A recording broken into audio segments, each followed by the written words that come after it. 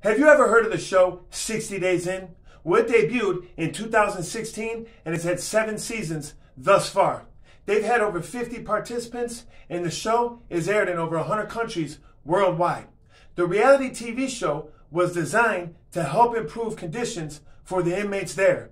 However, some participants throughout the past couple seasons have tried to make it something totally different. So with that being said, here's the biggest snitches on 60 Days In history.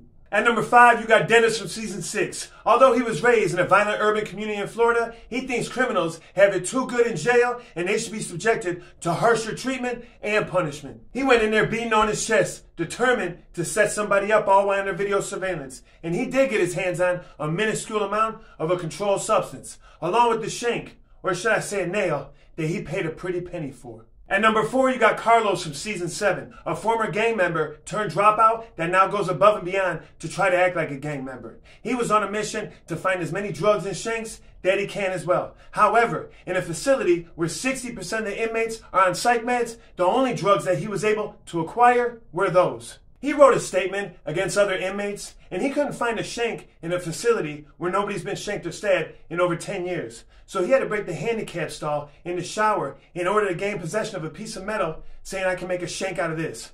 Ultimately, he was removed from the show for his own safety after taking the pills that he was getting from the other inmates there.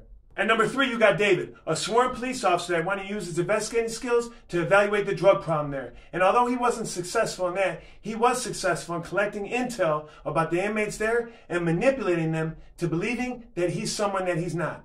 At number 2, you got Abner, a former gang member that wanted to inspire others to get away from gangs. And while there, he was calling other inmates snitches and rats and targeting younger inmates, even went as far as putting his hands on one. Ultimately, he left the show stating he was in fear for his life. At number 1, you got Tony. As a detention officer, along with his size and inside knowledge on inmate behavior, it made him the most qualified. He mocked the inmates there and embarrassed even the officers, all while under video surveillance, retrieving the most drugs and shanks in 6 days in history, making him the epitome of a tough Tony. Congratulations on being the biggest snitch on 60 Days in history.